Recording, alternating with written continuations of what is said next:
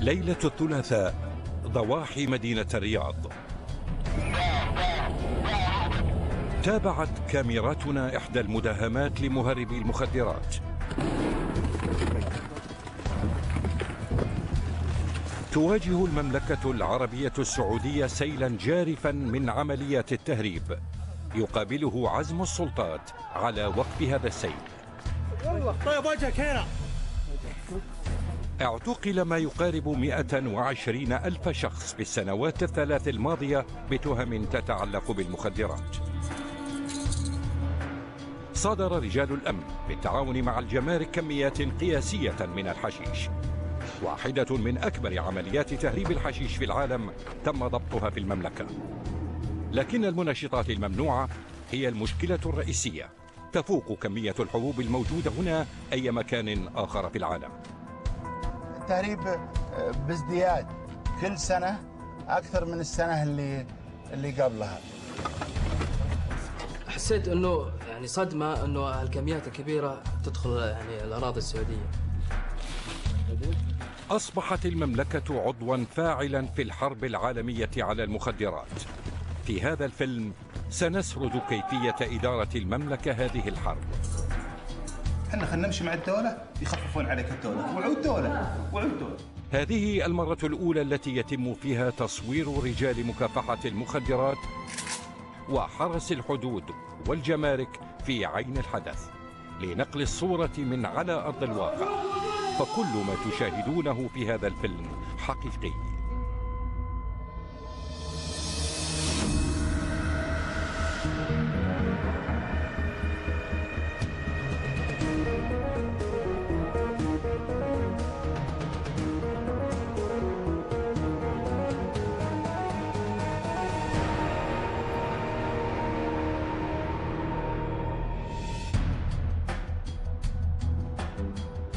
في ضواحي مدينة الرياض يقع هذا المركز المحصن. هذه وحدة قوات الدعم الخاصة، إحدى الفرق الست المنتقاة لمكافحة المخدرات في المملكة. يعمل 90 ضابطا هنا على أكبر القضايا في منطقة الرياض وأخطرها. كمية كم الآن؟ طلعت 1,200,000 حبة. هذه الوحدة يقودها العقيد أيمن عبد الله العزاوي، ضابط في إدارة مكافحة المخدرات، لديه خبرة 25 سنة داخل المملكة وخارجها. الله يعطيكم ألف عافية، وبلغ الزملاء جميعا شكر سعادة مدير عام مكافحة المخدرات وسعادة مدير المنطقة. على مدى السنوات الثلاث الماضية حققت وحدة العقيد أيمن في أكثر من 800 جريمة تتعلق بالمخدرات، واعتقلت ما يقارب 1500 شخص. والله هذه حرب بيننا وبين جميع عصابات المخدرات، سواء المهربين والمروجين. في مجال مكافحة المخدرات، السعودية تصادر اليوم أكثر من ربع كمية الحبوب المصادرة عالميا، حيث صادرت العام الماضي 67 مليون حبة. هؤلاء الجنود تلقوا أعلى تدريب، فهم لا يكافحون الجريمة فحسب، بل يخوضون حربا كبيرة. تتعامل مع أشخاص خطيرين جدا. أنا حدثت لي إصابة تقريبا منذ في بداية عملي في مكافحة المخدرات، كانت رتبتي ملازم. صارت هناك إصابة لي في الأقدام أثناء مطاردة أحد الأشخاص. وافق أعضاء الوحدة للمرة الأولى على التحدث عن عملهم أمام الكاميرا، لكننا لن نظهر وجوههم حفاظا على هوياتهم.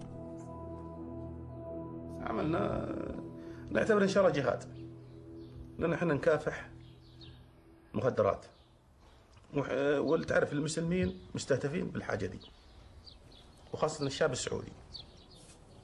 لا مقتنع، ثقة تامة اني ومبسوط في عملي، وبالعكس ودي استمر في مكافحة السموم. رجال مكافحة المخدرات متعرضين للخطر في أي لحظة. أنا أطلع من بيتي ما أدري أنا أرجع لعيالي ولا لا، بس متكل على الله سبحانه وتعالى، وأعرف إني إن شاء الله أني على جهاد.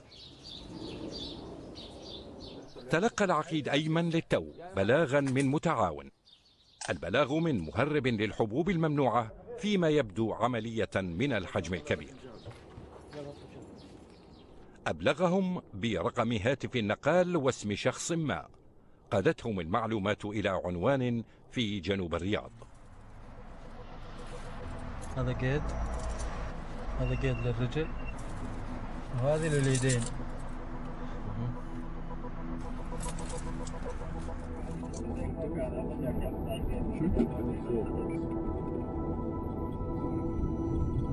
رافقنا محمد، وهذا ليس اسمه الحقيقي، خلال التحري والمراقبة لهذه العملية.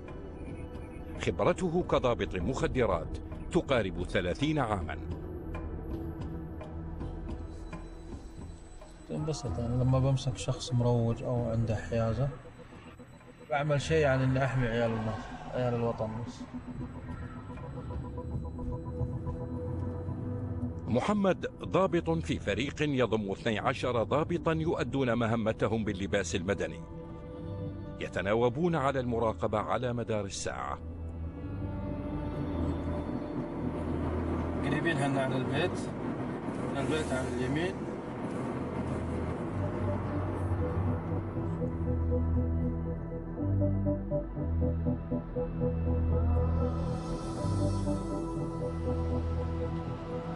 تجمع معلومات، سيارات أمام البيت، أشخاص يدخلون البيت، أشخاص يطلعون من البيت، تكون معلومات عشان يعني تصير القضية واضحة يعني بس.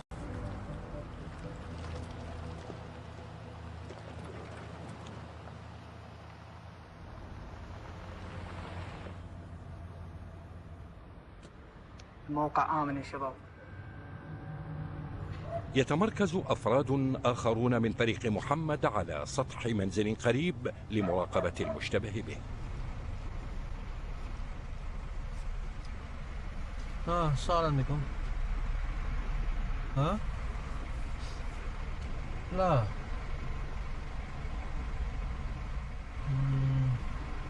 الدور الثاني صح؟ يطل مع الدريشة ويرجع.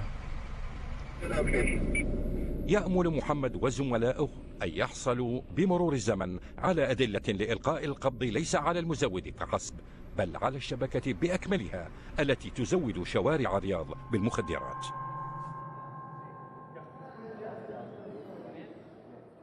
السعودية فيها مشكلة مخدرات مثل معظم دول العالم، إلا أنها مستهدفة أكثر، وما كانت توجد لو لم يكن ثمة طلب عليها.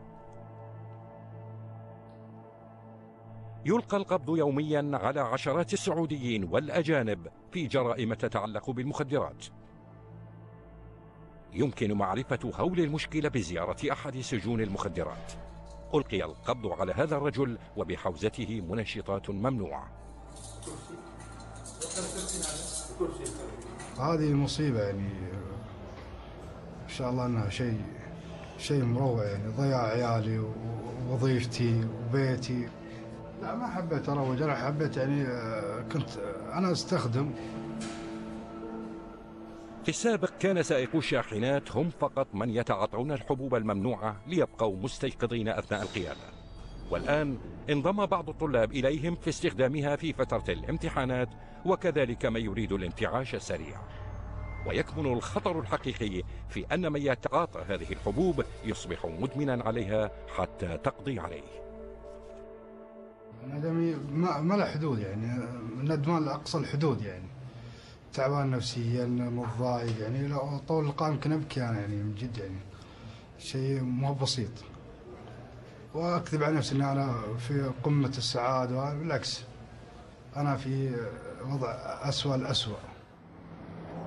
مستشفى الأمل في الدمام واحد من بين المراكز الخمسة في المملكة التي توفر العلاج المتخصص للمدمنين، وهو جزء من برنامج الحكومة لإعادة التأهيل والتوعية بمخاطر المخدرات. هنا يعالج المدمنون بعد أن دمرتهم المخدرات. على سبيل المثال، هذا الرجل أصبح مدمنا وهو في 14 من عمره، لم يرغب بالكشف عن هويته لأسباب اجتماعية. استخدمت الهيروين لمدة تقريبا 22 سنة.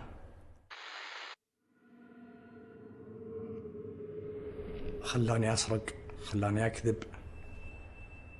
أصعب شيء شفته في حياتي أن ولد عمي مات قدامي، مات من جرعة زيادة. وهو الآن يساعد مدمنين آخرين في المستشفى. حقيقة أن عندنا مشكلة، ومشكلة كبيرة في المخدرات.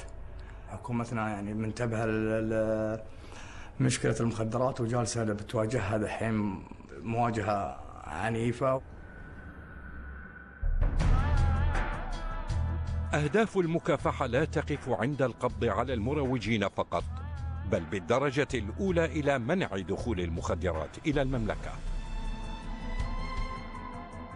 في الجزء التالي سوف نطلع على الأساليب غير الاعتيادية لعصابات المخدرات في محاولة تهريبها إلى المملكة.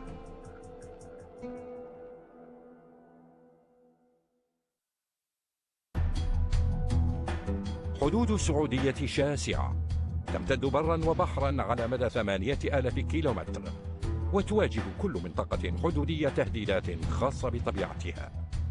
هنا على الحدود مع البحرين يأتي التهديد من المهربين كبارا وشباب من السعوديين والأجانب، وبعضهم يتم تجنيده أو إكراهه على التهريب.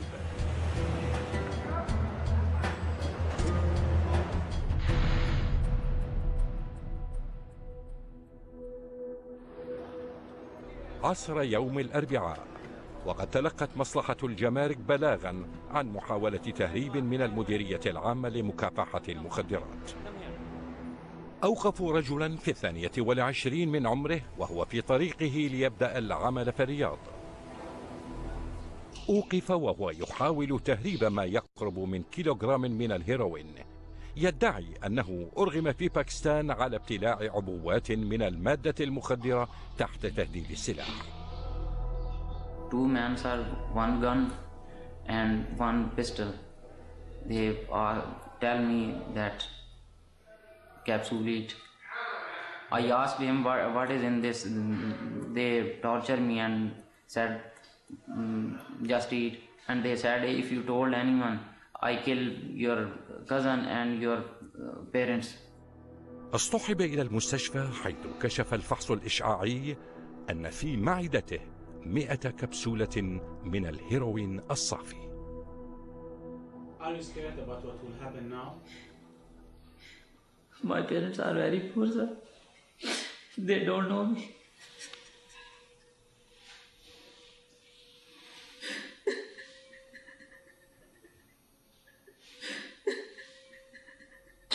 I am gentle boy. I am not a criminal. لا نستطيع التأكد من صدق كلامه، لكن الكمية التي في أحشائه تصل قيمتها إلى ما بين 1.5 مليون إلى 2 مليون ريال. But you must know how severe are the penalties for smuggling drugs to Saudi Arabia. I don't know, sir. قد يواجه عقوبة الإعدام إذا ما أدين بالتهريب.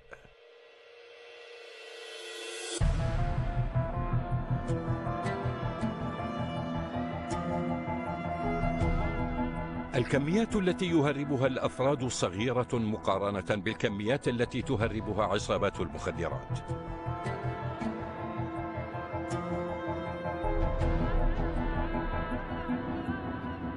في المنطقة الشرقية التهديد الأكبر يأتي عبر البحر.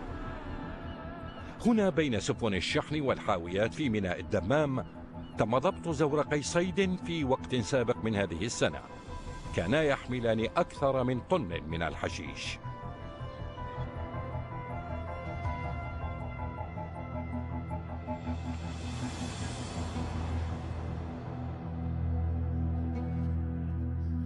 اللواء عبد الله الجميل مدير مكافحة المخدرات في المنطقة الشرقية.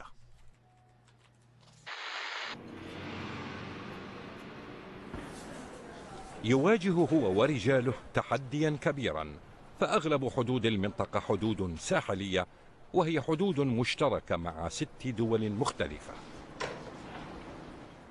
الخريطة تضم المنطقة الشرقية بكاملها.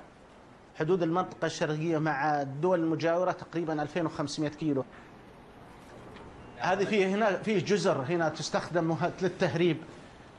آخر تقريبا مداهمة تمت قبل أسبوع ووجد فيها تقريبا 50 كيلو حشيش.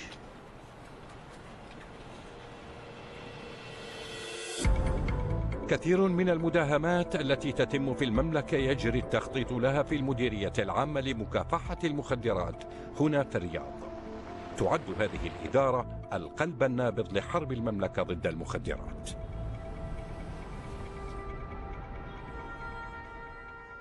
هذه هي المرة الأولى التي يسمح بدخول الكاميرا داخل هذا المركز الذي يقوم بعمليات التحري الاستخبارية عن عمليات التهريب. هنا يتم استقبال وتبادل وتحليل المعلومات بين إدارة مكافحة المخدرات والإدارات الأخرى داخل السعودية وخارجها. يقود العميد عبد الله الأطرم الإدارة العامة للعمليات. هذه الغرفة معنية باستقبال المعلومات واستقبال البلاغات من جهاتها، سواء جهات رسمية أو جهات أمنية أو مصادر للمديرية. تنسق المديرية العامة لمكافحة المخدرات جميع عملياتها المتعلقة بمحاربة المخدرات في غرفة التحكم المجهزة بأحدث التقنيات. هناك كاميرات مراقبة على شوارع المدينة تساعد في المتابعة وفي التحري وفي الملاحقة. هناك عملية حية الآن لا زلنا نتابعها مباشرة. تجري العملية الآن على مسافة بضعة كيلومترات من جنوب مدينة الرياض. يتابع محمد وفريقه ولأكثر من أسبوع أحد المشتبهين بتزويد المخدرات. لديهم الآن معلومات قد تدل على الشخص الذي يمول الصفقة. اليوم مهمة محمد المرور بسيارته أمام بيت المشتبه به عدة مرات دون أن يثير الانتباه ليرى ما الذي يجري حول المنزل. اللي على الشارع ولا اللي في اليمين؟ لا أقول أنت تقول بيت الرجال، بيت الرجال في بيتين، أي واحد فيهم. طيب زين. مع أنه وعدهما إلا أن محمد لن يخرج مع طفله اليوم. العمل يأتي في المقام الأول.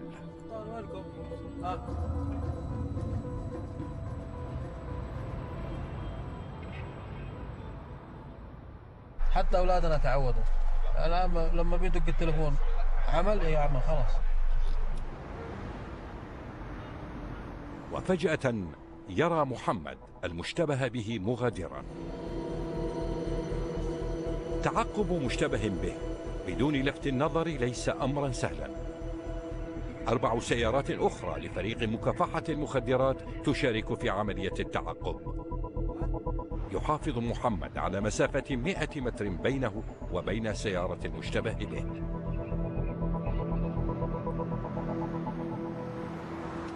هو الآن موجود في سواق العليا، واقف موجود ينتظر، يمكن احتمال يكون ينتظر شخص معين أو حاجة زي كذا.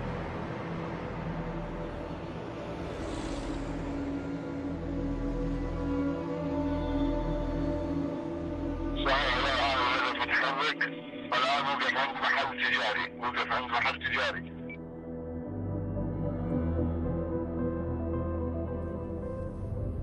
ما بناخذ يسار من هنا بيصير هو واقف في اليسار في نفس جالس في السيارة هنا.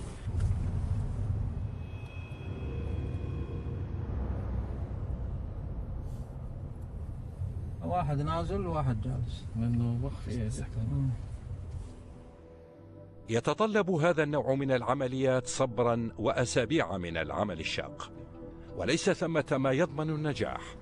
على محمد ورفاقه الضباط الآن الانتظار لحين وصول شحنة المخدرات. يأملون في القبض على المشتبه به متلبسا. في هذه الأثناء يوجد فريق تصوير آخر على بعد 900 كيلومتر جنوب المملكة، حيث تدور معركة أخرى ضد المخدرات. هنا محاربة تهريب الحشيش.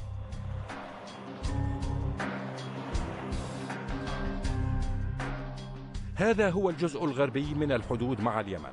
50 كيلومترا من الأسلاك الشائكة التي تمتد على طول المنطقة المحرمة التي يحرسها حرس الحدود. المشرف على هذه المنطقة هو العقيد حسن العميش. لي في الخدمة 27 سنة. الجهة اليسرى الحدود اليمنية، الجهة اللي على اليمين هي الحدود السعودية.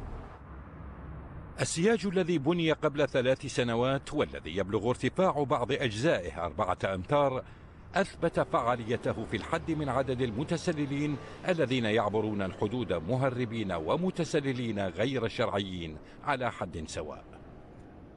بعد وجود العوائق الأمنية الشبوك خف جميع التهريب والتسلل في هذه المنطقة، وأصبحت منطقة سيطرة عليها كاملة، لا يوجد فيها أي تهريب في الوقت الحاضر.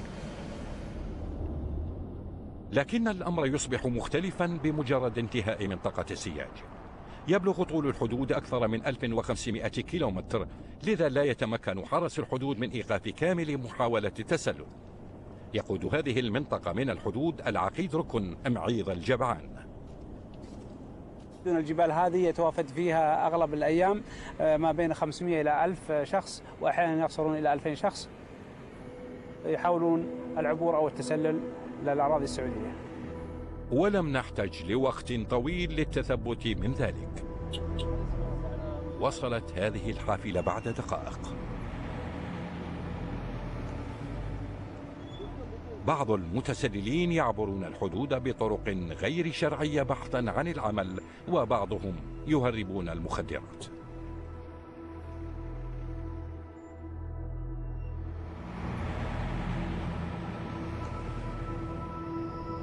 تبدو الصورة الحقيقية جلية تحت جنح الظلام. يتمكن حرس الحدود من التقاط المشهد على الحدود اليمنية على بعد 1000 متر باستخدام كاميرا حرارية للرؤية الليلية. طبعا كما هو واضح عندنا هنا في الشاشة في مجموعة من المتسللين موجودين في الجانب الآخر يحاولون الدخول الأراضي السعودية. دخولهم يكون في الأوقات المتأخرة طبعا في الليل. طبعا يحدث عندنا الحدث هذا تقريبا ليليا. تلتقط كاميرات الرؤية الليلية ما يشبه لعبة القط والفأر التي يلعبها المهربون مسلحين في معظم الأحيان، حيث يعبر هؤلاء الجبال على رؤوس أصابعهم. يحمل كل شخص منهم ما بين 4 إلى 8 كيلوغرامات من الحشيش بواسطة حاملات صنعها المهربون خصيصا لهذا الغرض. إذا نجحوا في العبور يحصلون على مبلغ مجز، ولم يحصل إن وجد ندرة في المتطوعين.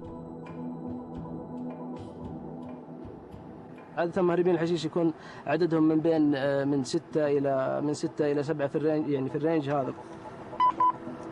يا 37 واحد. لا قرب الزوم، وجه الكاميرا يمين. ايه وجه، شوف كم اعدادهم. ها انزل تحت انزل تحت. بينما يقوم رجال الأمن بالمراقبة يتفاجأ المهربون بما يهدد عمليتهم، فيهربون عائدين ويرمون ما يحملون من المخدرات خلفهم. يتفادون الوقوع في أيدي رجال حرس الحدود بعد أن أطلقوا طلقات تحذيرية، وهم يرصدون كل تحركاتهم على مدار الساعة. جازان القريبة من الحدود اليمنية. يشرف النقيب سعيد القرني من إدارة مكافحة المخدرات في جازان مع موظفي الجمارك على حرق ما صدر في الآونة الأخيرة 3 طن من الحشيش. السنة الماضية فقط صادرت السلطات السعودية 21 طنا من الحشيش. معظم هذه الكمية أتت عبر اليمن. هذه كمية حشيش، هذا ما يسمى بالحشيش الأفغاني، ينتج في أفغانستان أو يتم انتقاله من هناك إلى دولة اليمن ويهرب من اليمن إلى السعودية عن طريق العصابات المنظمة. لم تتردد هذه العصابات المنظمة في القتل.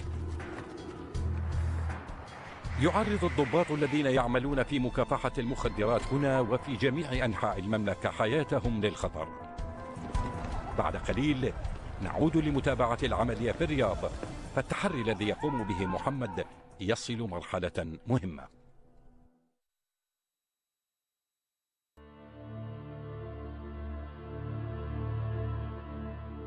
يعرض الذين يعملون في مكافحة المخدرات حياتهم للخطر. فقدت المملكة أكثر من 400 من أفضل رجالها على مدى السنوات العشرين الماضية على أيدي المهربين والتجار. عقوبة تهريب المخدرات في السعودية هي الموت، لذا لا يتردد بعض المجرمين في قتل متعقبهم.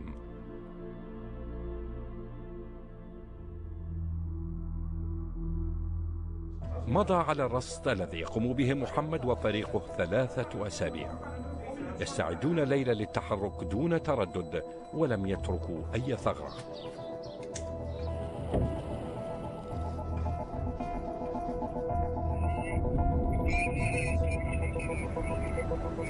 اليوم المداهمة موجود 100% لأن الكمية موجودة. 13 ضابطا وفردا يشاركون في المداهمة، وسيراقبون المنطقة من سيارتهم إلى حين تلقيهم الإشارة الأخيرة للهجوم.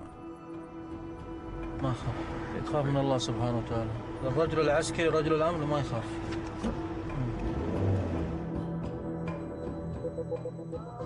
أما لماذا توقيت الليلة؟ فلأن محمد يتوقع أن يصل تاجر مخدرات آخر إلى البيت ليشتري. وقتها سيلقي الفريق القبض على رجلين. الكمية الآن موجودة في البيت، يطلع شخص ياخذ عينة منها. حلو لما يجي شخص يستلم، حلو يعني تقبض اثنينهم سوا،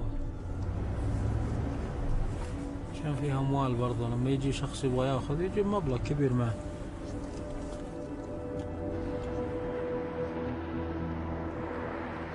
يقارب الوقت منتصف الليل. مضت 4 ساعات ومحمد وزملائه في وضع الاستعداد.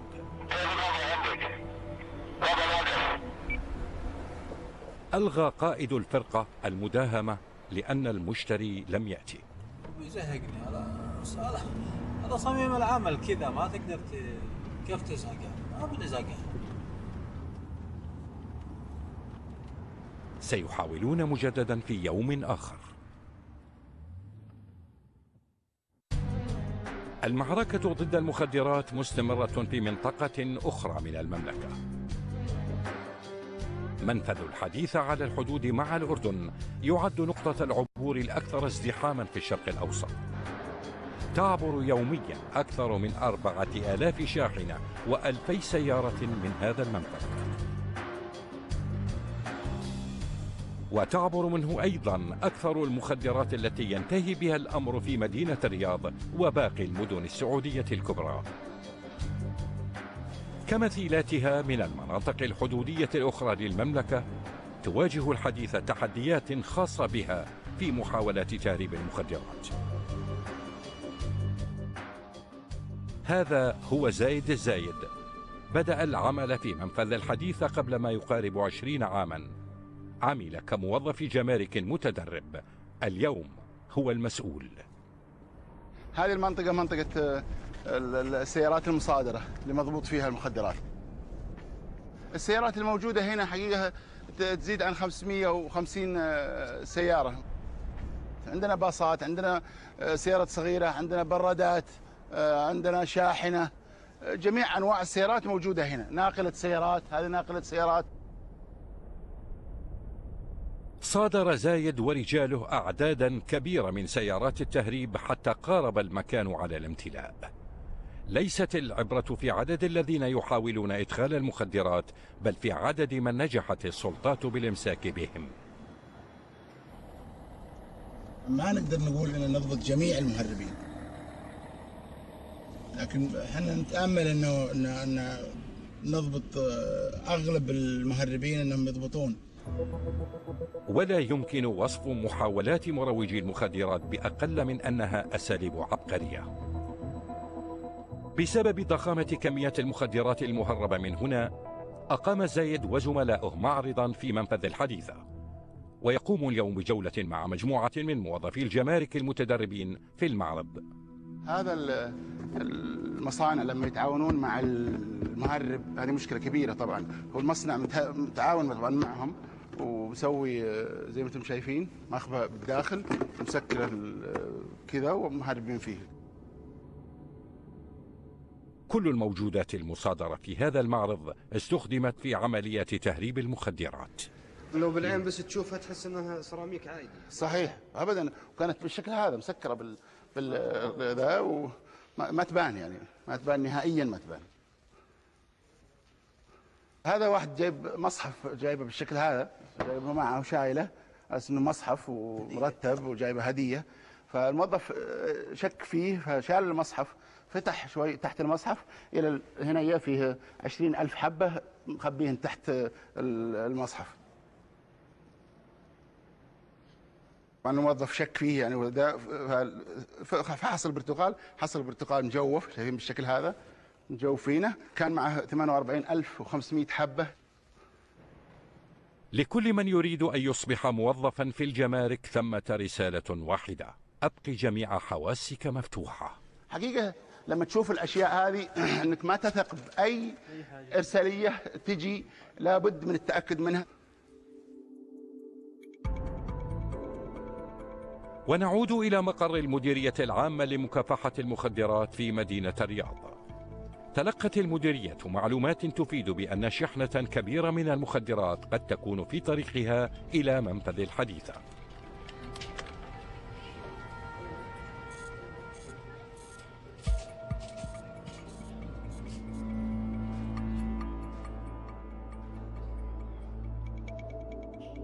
العملية الأكثر أهمية حقيقة هناك المعلومات اللي تعرفونها اللي توفرت عن العنصر اللي في جهة الشمال.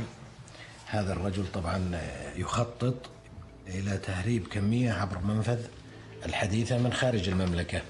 الآن متوقع برضو وصوله احتمال اليومين، فمطلوب الحقيقة حتى خطة عاجلة سريعة مع مصلحة الجمارك لآلية وكيفية الضبط عشان دعم الزملاء في الجمارك. الجمارك أنا أتولى الآن الاتصال، ضابط الاتصال، وأعطي أمر كافة المعلومات الآن المطلوبة عن الهدف اللي سوف يحضر الآن في منفذ الحديثة. المطلوب منكم أنتم متابعة التحريات والمعلومات عن الشخص. وضعت غرفة العمليات في الرياض مسؤولي الجمارك في الحديثة في حالة استنفار. طلب منهم تحري وصول سيارة من طراز GMC قديمة مدججة بالمخدرات. وفي مكان آخر في الرياض بلغت العملية التي يتابعها محمد مرحلة دقيقة. أمضى عناصر الفريق الأسابيع 3:30 الماضية يراقبون بشكل سري بيتا يشتبهون أن فيه كمية كبيرة من المخدرات. هم الآن بانتظار ظهور المشتري، والآن يعتقدون أنه الشخص الذي شاهدوه. في مقر القيادة يناقش الضباط وقت المباشرة بالمداهمة. الكمية تأكدت أنها موجودة في المنزل الآن؟ نعم، حسب معلوماتنا وتحرياتنا الدقيقة تأكدنا منه، وننتظر الساعة المناسبة اللي يتم القبض عليها الآن، وبعدين ننتقل للتفحيص. الستر الواقية لابسين كامل تجهيزه. كامل التجهيز. كامل تجهيزهم وتسليحه.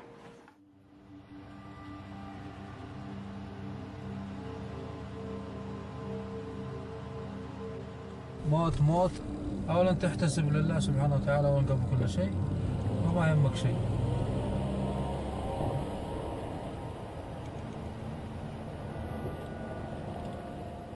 يأخذ محمد والفريق أماكنهم.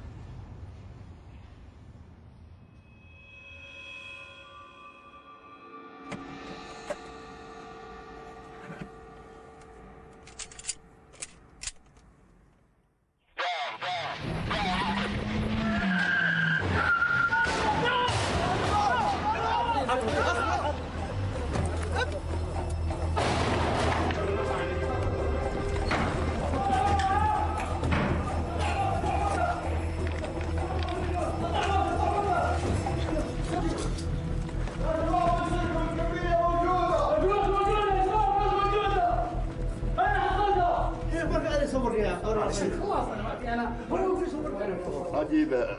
وين من الغرفه؟ والله اني ما ادري يا اخوك.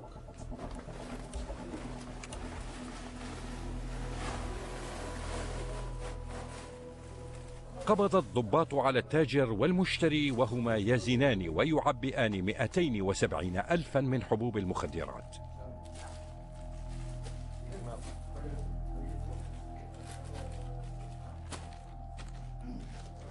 أهم شيء نحن أنتجنا بس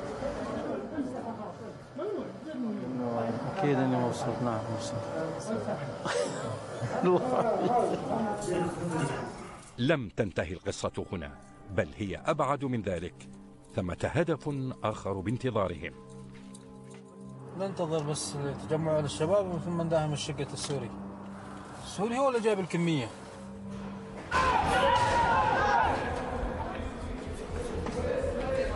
وين المبالغ المالية؟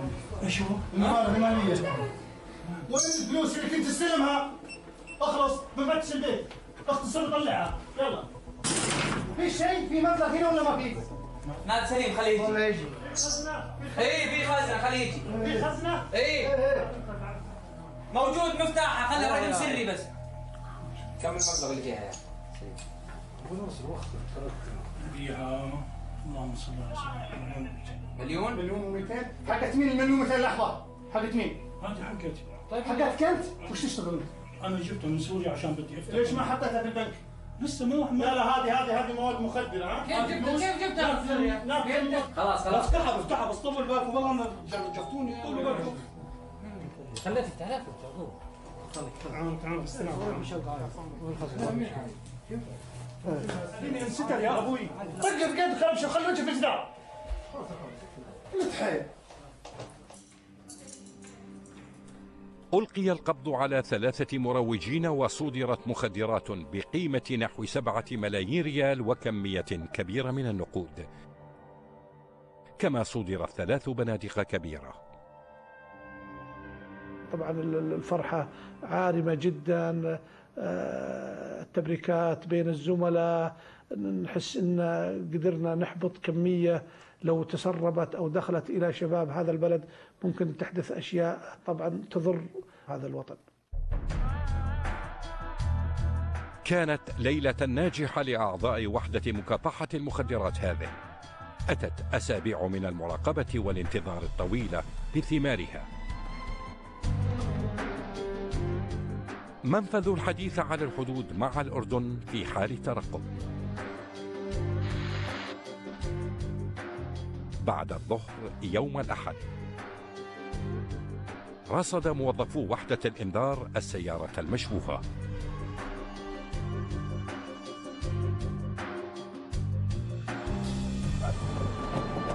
السيارة هذه وصلت قبل يمكن نص ساعة، وكان عندنا معلومات من الإدارة العامة لمكافحة المخدرات وأنها احتمال يكون فيها مهربات. يصف مختص الأشعة في الجمارك هاني الزايد ويلقب بهاني الحبوب ما شاهده. دخلت للجهاز واتضح انها فيها اجسام غريبة. اول بالبداية يعني الصورة تطلع غامقة كذا. قربت الصورة اكثر ثم اتجاه الى من يسار اليمين، يصير عندي الاشتباه واضح هنا، تختلف عن المناطق الثانية الموجودة.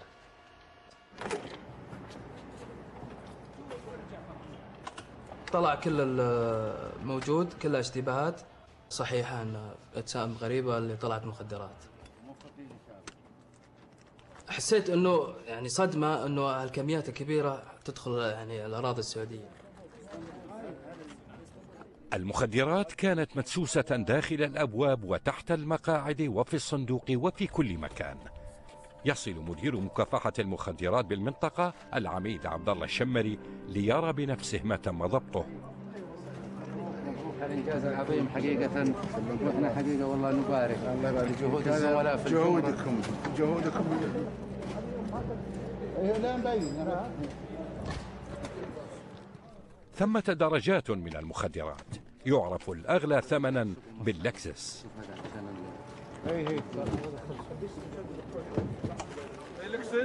هذه جايب من كل اللي بتديره. هذه اللكسس، هذا اللكسس.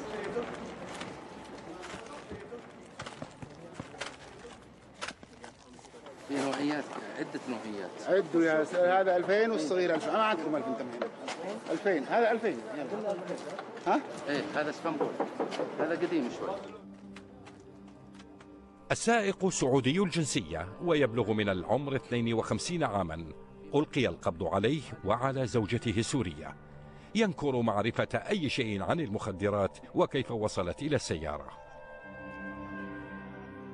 ضبطت 2,500,000 حبة من المنشطات قيمتها في الشارع أكثر من 125 مليون ريال.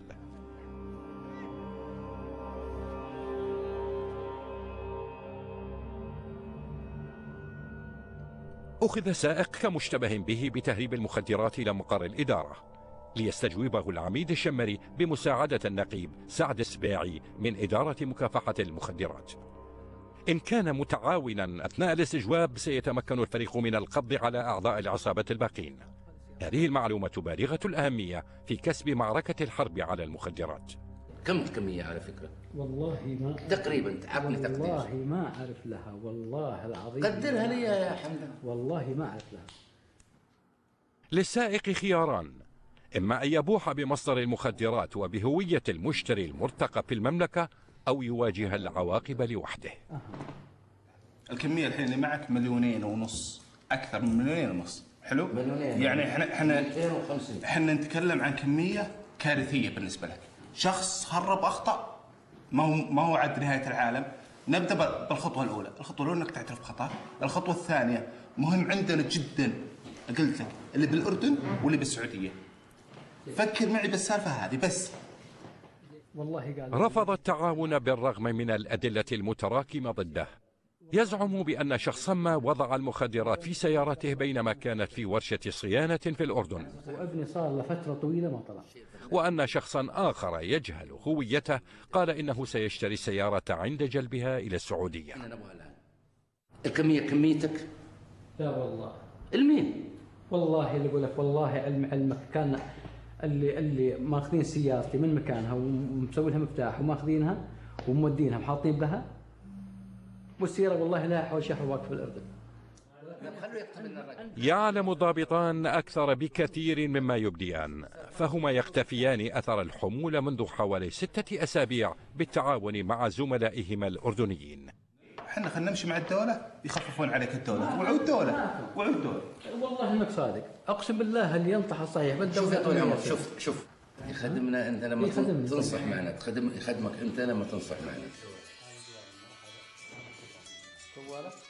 عندما ألقي القبض على رجل كانت بحوزته 4 هواتف جوالة، وكانت ترن باستمرار، مما زاد في الاشتباه بأن المتصل هو المشتري المرتقب ويريد أن يعرف مصير المخدرات.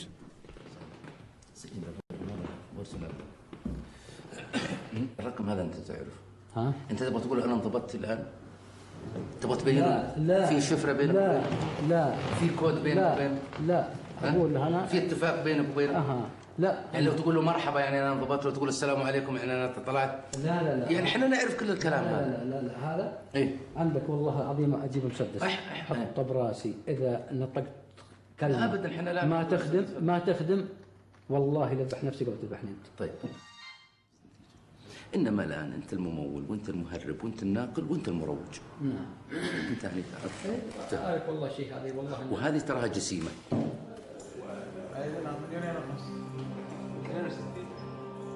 استجوب السائق لمدة ساعة كاملة ولم يبح بشيء. عندما تبدو الأدلة قاطعة يفضل كثير من المشتبه بهم السكوت، فالصمت هو الشيء السائد بين عصابات المخدرات.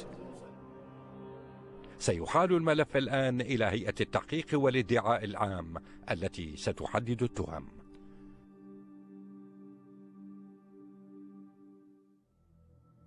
لا يدعي أحد أن التعامل مع تهديد المخدرات الذي يواجه المملكة أمر سهل أو أن الحلول بسيطة. مسألة انتصار كامل في العالم كله ما يوجد أنه تنتصر دولة على تجارة المخدرات، ما سبق وأن صار. إلا أن عناصر فريق مكافحة المخدرات في الرياض مع زملائهم في جميع أنحاء المملكة مصممون على فعل ما بوسعهم لوقف هذا الداء. الهزيمة ليست خيارا. اللي شجع فينا عملية محاربة هذه المخدرات بقوة الأشياء اللي مرت علينا في حياتنا العملية. مرت علينا أسر، تفكيك أسر، أبناء كثير من أبناء المجتمع أدمنوا على المخدرات. يعني في هذه تعطينا دعم ودافع قوي إلا أن نحارب هذه الآفة بكل ما أعطانا الله من قوة.